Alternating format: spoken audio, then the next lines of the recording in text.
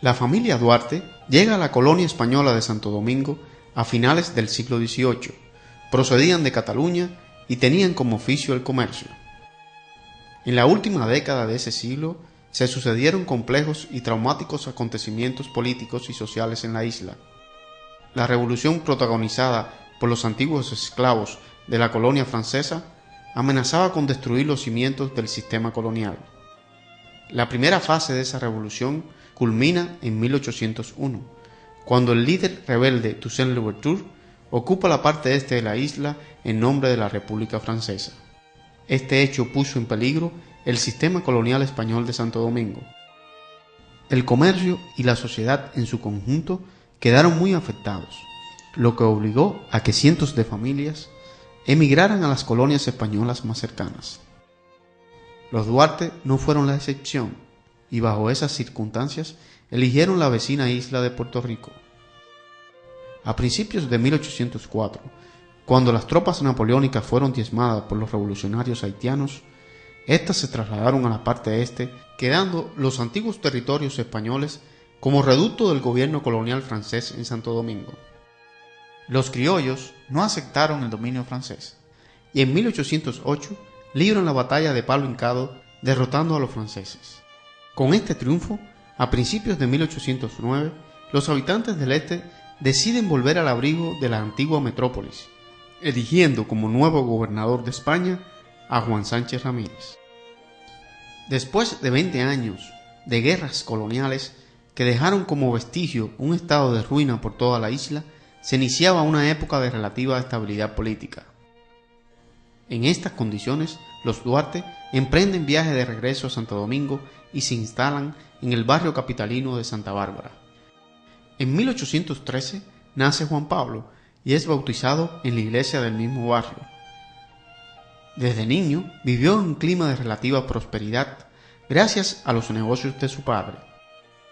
Estas condiciones le facilitaron una buena educación, algo que era un bien muy escaso para la época. En 1822 sobreviene la ocupación haitiana capitaneada por Boyer, quien andando el tiempo se convertiría en un férreo dictador tanto para los propios haitianos como para los dominicanos. En su juventud, Duarte continuó sobresaliendo en los estudios, pero las condiciones de entonces para obtener una formación académica superior era extremadamente difícil. Circunstancias que permitieron que sus padres le brindaran la ocasión de mejorar su educación en el extranjero. Finalizando la década de 1820, siendo todavía un adolescente, Juan Pablo se embarca hacia Europa, iniciando un peregrinaje que le llevaría 4 años, durante los cuales pudo impregnarse de las ideas políticas más liberales, revolucionarias y radicales de su época. De regreso a su Santo Domingo natal, no perdió tiempo en propagar su aprendizaje entre sus familiares, amigos y allegados, acentuando las ideas que hacían referencia a la libertad, la igualdad y la independencia. Pasando el tiempo, esta manera de fraternizar con los suyos se convertiría en una escuela de ideas políticas y en el movimiento conspirativo que se denominó la Trinitaria. Es desde ahí que se va a orquestar toda la lucha política y militar que culminaría en la proclamación de la independencia nacional. El movimiento trinitario fue fundado el 16 de julio de 1838. Estructurada al modo de sociedad secreta, permitió que la conspiración contra el régimen haitiano se diera de una manera permanente y segura. Juan Pablo Duarte era su fundador, líder y principal estratega. La brillantez intelectual y la inteligencia política que lo caracterizaba hicieron posible que los trinitarios apoyaran al pueblo haitiano en la lucha por derrocar a la tiranía boyerista. Para marzo de 1843, el viejo caudillo fue expulsado del poder, comenzando un movimiento de reforma que llevaría al líder de la conspiración, Gerard, hasta la presidencia de la República. Los compromisos pactados y concertados entre los revolucionarios haitianos y los dominicanos, todos fueron traicionados por el nuevo gobernante. Gerard se volvió un déspota como su antecesor, y bajo esas condiciones los trinitarios no vacilaron en reanudar la conspiración contra el nuevo gobierno tiránico de Haití. La persecución contra los conjurados se acrecentó, obligando al líder trinitario a tomar el camino del exilio. Esto no detuvo la estrategia independentista del resto de los conspiradores. En los últimos meses de 1843, los jóvenes revolucionarios establecen alianza con la oligarquía criolla, representada por personajes como Bobadilla, Báez y Santana, quienes deciden cerrar filas en el proceso de independencia que los trinitarios habían comenzado en 1838. Bajo este pacto, en los primeros días de enero de 1844, los dominicanos anuncian mediante el acta de separación el surgimiento de una nueva nación. Un mes más tarde, el 27 de febrero, en la Puerta de la Misericordia, al pie de la muralla de la ciudad de Santo Domingo y a son de trabucazo, los dominicanos determinan ser independientes.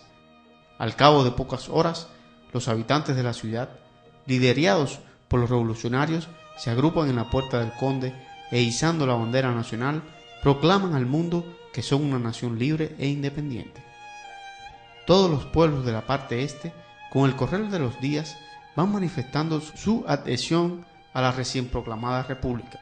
Los ideales duartianos y trinitarios de concebir una república dominicana libre e independiente de toda dominación extranjera es un hecho. El padre de la patria arriba a Santo Domingo el 15 de marzo, a bordo de la goleta Leonor, donde es acogido con vítores por parte de la ciudadanía y recibido con honores por las autoridades del gobierno provisional. Inmediatamente se integra a las labores de la Junta Central Gubernativa que dirigía Tomás de Bobadilla. Los primeros días de marzo, el gobierno de Puerto Príncipe había decretado la movilización general. La primera gran batalla contra los haitianos tiene lugar en Azua el 19 de marzo. El ejército dominicano, capitaneado por Santana, derrota a las tropas de Gerard que intentaban avanzar por el sur hasta la ciudad de Santo Domingo. Durante los días que restaban de marzo y todo el mes de abril, Duarte, nombrado comandante de los ejércitos del sur, libraría una batalla política audaz y memorable en su intento por consolidar la independencia nacional en contra de aquellos que solo planeaban lesionar la soberanía recién conquistada. En su campamento de Baní enfrentó a Santana y su negativa de atacar al ejército de Gerard. Finalmente, transcurrieron varias semanas y los máximos representantes del gobierno provisional, confabulados con la posición de Santana, le ordenan a Duarte regreso a Santo Domingo. El patricio, sobrado en estrategia política, acata la orden para evitar divisiones entre los dominicanos en momentos tan difíciles. Al principio de junio, Bobadilla y su camarilla intentan introducir en la asamblea del gobierno como aprobado el protectorado francés. Duarte y sus seguidores se oponen vehementemente a esa manipulación. Este triunfo táctico de los trinitarios no impidió que un grupo de jóvenes encabezados por Sánchez dieran el golpe de estado del 9 de junio. Bobadilla y toda la camarilla vacilante del gobierno provisional fue destituida. Durante el mes de junio, Duarte hace un recorrido por el Cibao para propugnar por las ideas de la independencia absoluta. Desde La Vega hasta Puerto Plata es aclamado como presidente. En la capital, Sánchez pretendía obtener el triunfo militar, para que de ese modo los que favorecían el protectorado de Francia quedaran totalmente vencidos. Había pasado poco más de un mes cuando Santana y sus tropas se presentan en las puertas de la ciudad de Santo Domingo y a través de la fuerza destituyen a Sánchez, instalándose el general como jefe del gobierno. Desde ese momento, los trinitarios, como agrupación política, son perseguidos y expulsados del poder para siempre. Sánchez y Mella en la capital y Duarte en Puerto Plata son apresados y para el mes de septiembre ya han sido todos desterrados. Después de pasar por Hamburgo y Curazao, Duarte se traslada a Caracas a principios de enero. Semanas más tarde, se reúne allí con su familia que ha sido, como él y por su causa, desterrada de Santo Domingo. Atribulado y muy desconcertado, el patricio, a mediados de 1846, emprende un largo viaje por diferentes regiones de Venezuela, que lo llevarían hasta internarse en la selva amazónica. Su ausencia fue prolongada y silenciosa. Evitar que su nombre fuera motivo de discordia entre los dominicanos lo había asumido como un credo religioso, que tenía como fin fortalecer la permanencia de la República en el Concierto de las Naciones Libres. El 18 de marzo de 1861, Santa Anna, de manera engañosa, ponía bajo el protectorado de España a la República Dominicana. Estas graves circunstancias le exigen regresar a Caracas. Llega a esa ciudad a principios de 1863, donde se reencuentra con su familia después de 12 largos años. Desde aquí comienza su segunda cruzada por la independencia de la República. Duarte se invistió con el grado de general, reanudó los contactos con antiguos trinitarios y buscó apoyo en las autoridades de Venezuela. El 16 de agosto de 1863, los patriotas proclaman a la República Dominicana como una nación independiente, creando un gobierno provisorio que se opone a la dominación española. El gobierno revolucionario reconoce la labor del decano de la independencia y lo nombra su representante en Caracas. Este apoyo facilitó los preparativos de la expedición que le traería a la patria con dinero y armamentos para la lucha restauradora. En marzo de 1864, el patricio desembarca por Montecristi y desde ahí se dirige al Cibao para dar cumplimiento a su misión frente al gobierno restaurador que tenía su sede en Santiago. Apenas se establecía en esa región, esperando la oportunidad para dirigirse al frente de batalla, cuando comienza un nuevo Vía Crucis. El inmenso deseo de ofrendar su vida por la patria se ve frustrado, situación que se vio agravada cuando comprobó que su estado de salud le impedía tomar decisiones arriesgadas. Finalmente, en el mes de junio, a Duarte se le nombra como diplomático en Venezuela, con la misión de representar al gobierno restaurador ante todos los países latinoamericanos. El objetivo era crear un frente diplomático para lograr apoyo y recursos en la lucha contra España. Los cambios de presidencia en el gobierno restaurador y la escasez de recursos impidieron que la misión del patricio fuera tan eficiente como él hubiera deseado. A mediados de 1865, los dominicanos expulsan definitivamente a las fuerzas de ocupación española, restaurándose la independencia y volviéndose a izar la bandera nacional por todo el territorio dominicano.